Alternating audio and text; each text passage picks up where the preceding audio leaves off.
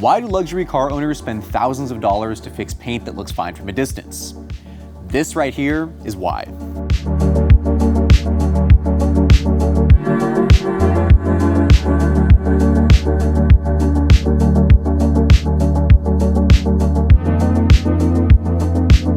Fortunately, we're gonna be able to easily fix that using the power of science. Yes, science!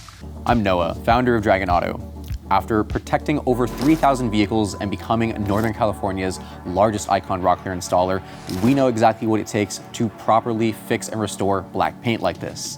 And I'm gonna show you the process that we use on luxury cars like this Mercedes. First off, we're gonna go and inspect all of the paint to see where there's any isolated scratches that we need to do some extra prep work on. So, like you saw earlier, there is a huge swirl pattern in the paint, likely from automatic car washes. But what I'm gonna scan for are areas like this, or any like deeper scratches that need some extra sanding. And I'll explain later why we do the sanding, how important that is.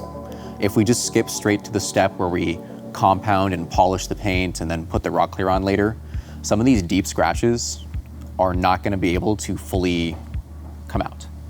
We gotta level these down to the point where Rocklear is able to properly fill them in. And so that's really just us going the extra mile to make sure that we properly get things out. Like right here, we can see a really bad one. This one for sure is gonna need some sanding if we wanna get this out all the way. So there's a really bad one over here. That one, without even putting the light on it, you can see clear as day. And it looks even worse with the light on there. Even with sanding, I don't think this one's gonna come out 100% because of how deep it is. I think I can feel it with my fingernail, which is a good indicator that that is pretty far into the clear coat. Some people might be looking at this and just say like, bro, just sand the whole thing, because that's how bad it might look. But we do wanna try and preserve as much of the factory clear coat as possible. This one for sure needs some sanding. Oh, well, I spotted the culprit right there. That's an unlimited car wash sticker. That's like signing up for unlimited paint damage. The automatic gas station brush washes are basically like sandpaper on a stick, but at the very least, it was convenient, right? Now that we've identified where the worst problem areas are, we're going to first hit it with a round of sanding before we go on to the compounding stage. So sanding is gonna be a bit more aggressive, and it's also not gonna generate as much heat on the surface. Like for example, when this microfiber pad is on a polisher and it is rotating and spinning on the surface really, really fast, we're really trying to get out these deep scratches, that generates a lot of heat, which is not as ideal for the paint when you just make it go through rounds and rounds of heat cycling. Without getting too technical, it's just bad for the paint. So it's more preferred that you wet sand with water. So I have some water here, 2000 grit sandpaper, 3000 grit sandpaper, and then we also have this denim pad that basically has the cut equivalent of 2000 grit, but does not leave behind fine sanding marks, so I really like using them. I'm gonna put that on the polisher, and we're gonna use this for the hood because I really wanna get this part of the car, especially looking super, super clean. This is the flat canvas that the sun comes down and hits, and you can see everything. So let's work smart, not hard. Instead of trying to hand sand the whole hood, we're just gonna use the machine to help us out, make it more efficient. First off though, I'm gonna start off with the 2000 and 3000 on some of these really, really bad areas. So this area is definitely the worst one on the car. We're gonna start with it first. I have the 2000 and 3000 grit sandpaper here, so let's start with the 2000 because it's more aggressive. Just gonna get it wet first, spray the area, and we'll see how this levels out as I sand it. All right, that's really not that bad. The top cleaned up really quickly, so that one wasn't that deep. The top and the bottom part are still there a little bit, but the middle is really, really nice now. Let's work on the bottom. Oh, it's like almost gone already. Sick. All right, that's amazing. All right, so we've already done the aggressive cutting that we need. Let's take out some of those 2000 grit sanding marks with the 3000 grit now. I'm gonna grab a towel and check on how it looks.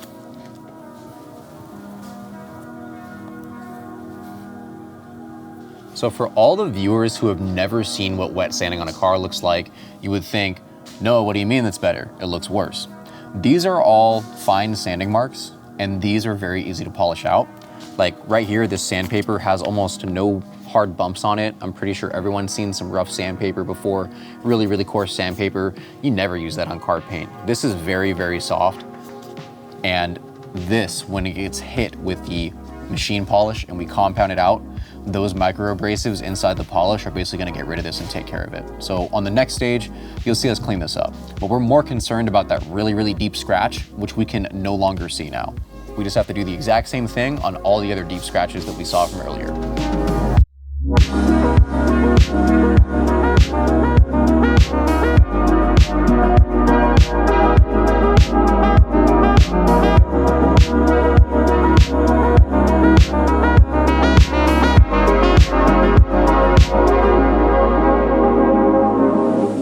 After applying the compound with the denim pad all over the hood, you can see here that we got a mess to clean up.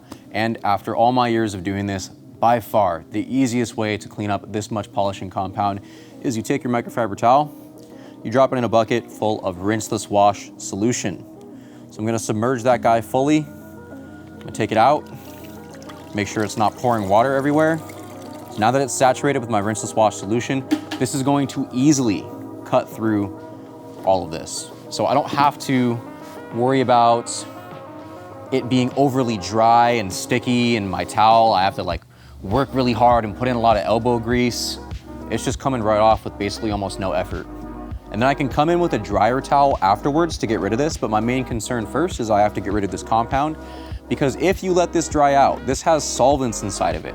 So especially on black plastic trim, if it dries on black plastic trim, it can cause some pretty serious and almost permanent staining that can be very hard to remove. So this is very, very important that we get off the car when we are all done with it. And this is the easiest way I've ever found to do it with very little effort. And then when this is all saturated with polish residue, I can just drop it back in the bucket.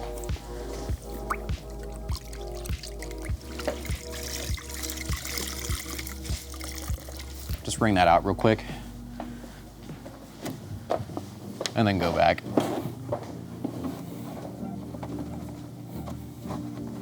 Just make sure I get all the polish residue outside of this trim piece.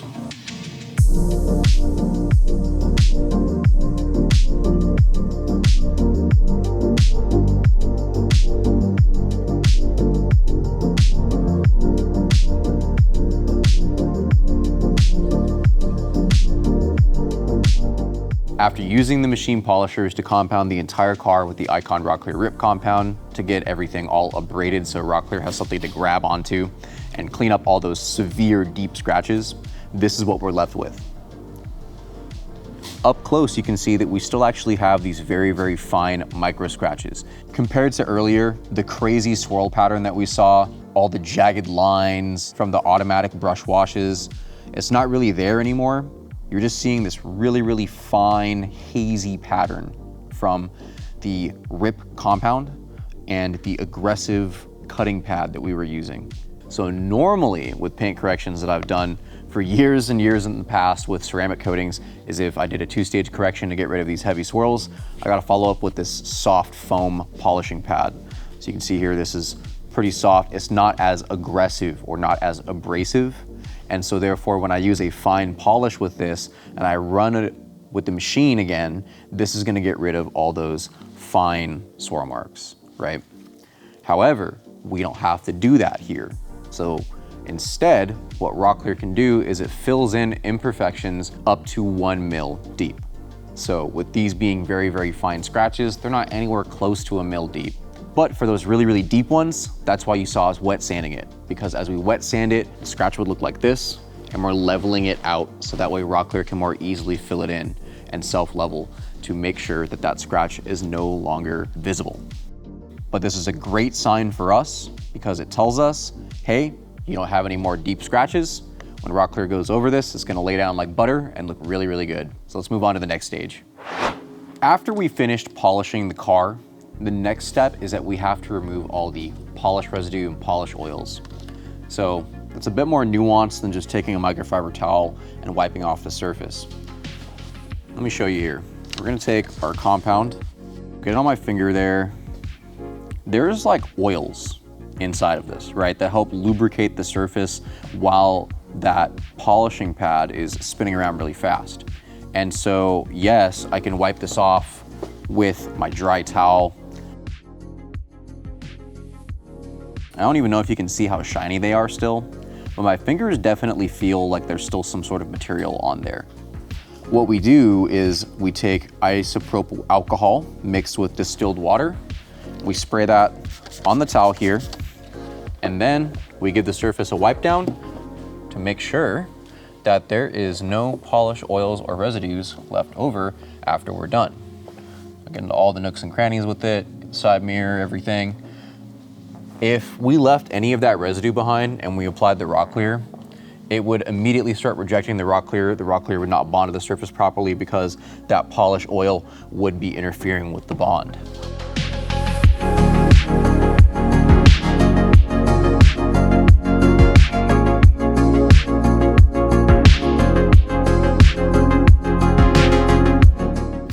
The final step before rock clearing. When we're applying Icon Rocklear to the paint, it's been prepped to bond to just the paint and not the other glass, plastics, or trims. The last thing we want is to make a huge mess we have to clean up. So as tedious as it might be, we spend a large part of the job carefully masking everything off for a nice, clean final result. You can see Jen and myself using our paint protection film skills to carefully trim the masking tape to fit around letters or badges. When you have plenty of practice and experience with these, there's practically no risk of damaging the paint. Now for the last and final step so we can wrap up for the night, it is time to apply the Icon Rocklear. Let's give you a little introduction about some background details regarding it. So here in the shop, it is currently 50 degrees. That is perfect. That's why in the fall and the winter time when it is freezing cold, we do installs here in the sheet metal building instead of the other fancy building with the showroom. It needs to be cold because if Rocklear were to touch a really, really hot surface and the air were to be really hot, as soon as it touches the surface, it's gonna start drying. That makes it really, really hard to work with. So the colder, the better. That way we can get a really nice glassed out install that looks really, really good. On top of that, we mix Rocklear into our little bottles here. It's a 2-part mixture. We already put our hardener inside of it. So 24 hours later, if any of this is left over, it's pretty much trash. We can't use it because that's how it turns from a liquid to a solid chemical reaction. Science. Yes, science! We chill this in the fridge to get it even colder. And then, this is a secret technique. We put it inside of a beer bottle coaster that I found off Amazon to keep this freezing cold and make them easy to hold. This way it stays as cold as possible. Now, you might see in the videos when we're applying Rocklear, we're always wearing respirators. Why are you guys wearing respirators? Is it really that bad? Yes. I will die in 10 years if I don't wear a respirator, absolutely. Let's give you guys an example. I have a ceramic coating here. It's not advised that you breathe this stuff in, but it kind of smells like a chemical. It's not that bad. I know a lot of people have cleaned their house or something. They use a chemical that doesn't really smell that bad. Then you use bleach without opening the windows or opening the door, and you're hacking and wheezing because it smells terrible. Now let's take our gallon of Icon Rocklear.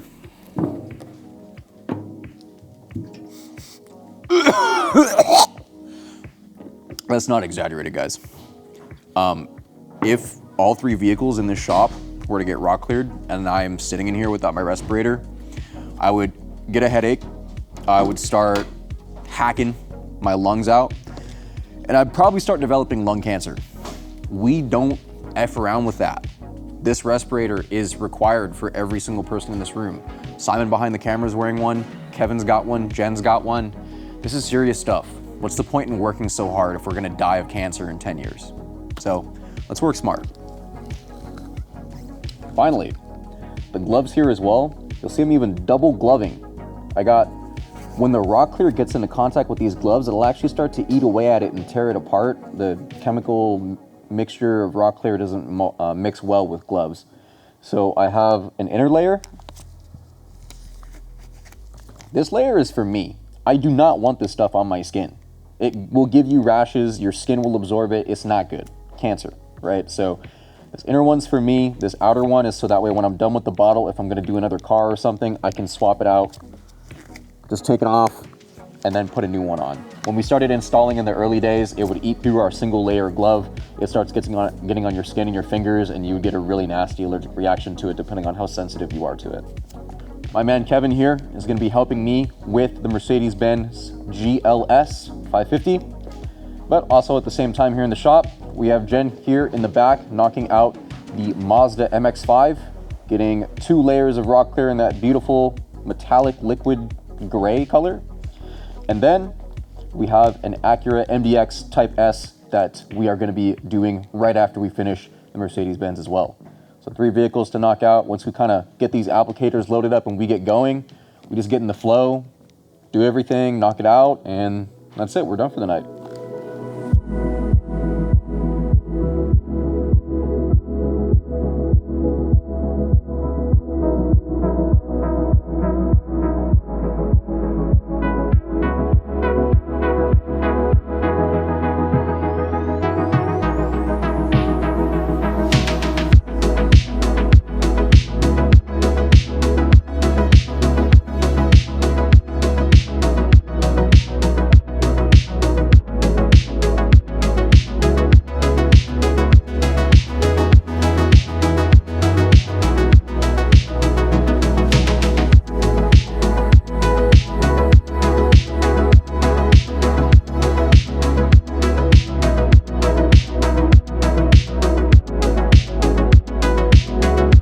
Let's see how this guy cleans up when I go over it. This was one that we had to sand out and it looked pretty nasty before. So if I just apply it right here, nice. If you really nitpick it, you can still see it. It's like 80 to 90% better. Most of the time for a lot of our clients, they understand when damage is not easily removable using traditional methods. And this is the best that we could do to try and get it looking almost perfect again. Because they're like, I hit my car against something, I know it's bad. They're just looking for an improvement without having to spend body shop levels of repair money. But we got another deep scratch over here too. We sanded this sucker, let's see how it goes. That's like 90% better. It becomes so hard to notice that it's a daily driver. A lot of people tell me like, it's not a show car. I'm not expecting it to be perfect. I just want it to be better than how it currently is. So that's it for a Rocklear install. Then tomorrow, when this is dry, we're gonna take off all the masking tape, finish putting the ceramic coatings on the wheels, glass, and trim, and then pull it in the showroom for our final inspection and then let the client see it. Thanks for following along with us. We'll see you in the showroom. It is now the following day, and we have already taken off all the masking tape on the car. So you can see over here that areas like the glass are clean. We didn't get any Rocklear on there. We don't have to do a bunch of cleanup. It's just easier for us to mask everything off. But when we take that off, it was covered. So now we had to put the ceramic coating on it, which we've already done. There's plenty of videos online of people applying ceramic coatings. I don't think you guys need to see us do that. You wipe it on, you let it sit, you wipe it off, you make sure there's no residue. Very simple. Put that on the glass, the wheels, so the brake dust that accumulates on these European SUVs is not gonna build up as easily. And then any rubber plastic trim on the car to make sure that there is some form of protection on everything. Think of the ceramic coating on trim kind of like sunscreen, so you get a little bit of UV protection for your plastics and trim. Rocklear doesn't like to bond to that. It's designed for painted surfaces. Let's check out some after shots of the damage that we were able to fix. All right, now I got my inspection light here. Let's just check out a random area of the car to see what happened to all the swirl marks.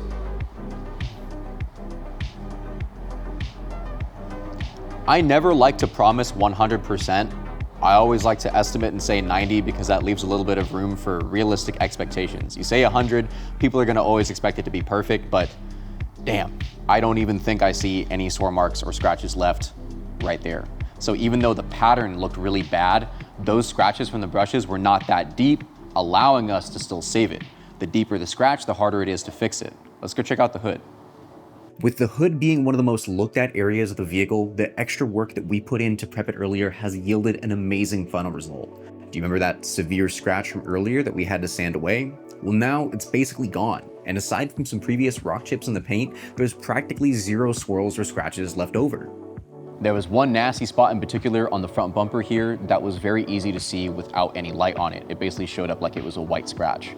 Now that we put the Rocklear on it, this is where it is. With my eyes really close to the car, I can still see it. When we shine the light on it, you can see there's still a little bit left. And this is a fantastic example of an 80% improvement.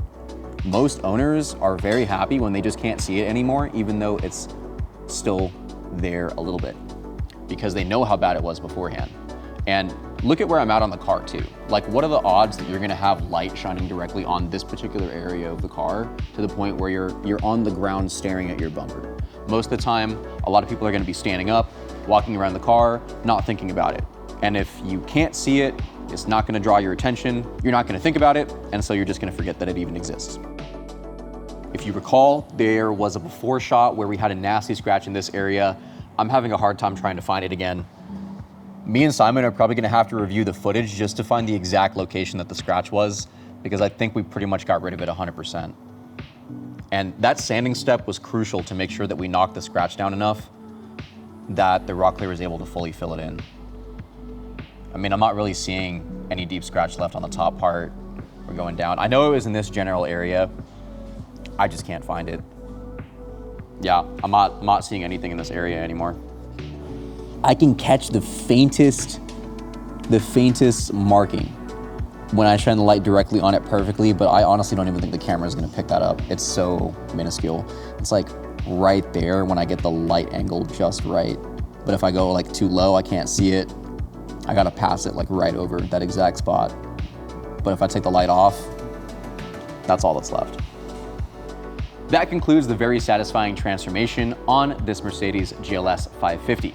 If you'd like to get your car transformed or protected with one of our services, then hit the link in the description down below to get in touch, and we can help customize a package that fits your needs. And if you'd like to check out another car getting the Dragon Auto Icon Rocklear treatment, click the video on the screen now. Once again, my name is Noah, founder and co-owner of Dragon Auto, and I will catch you in the next one.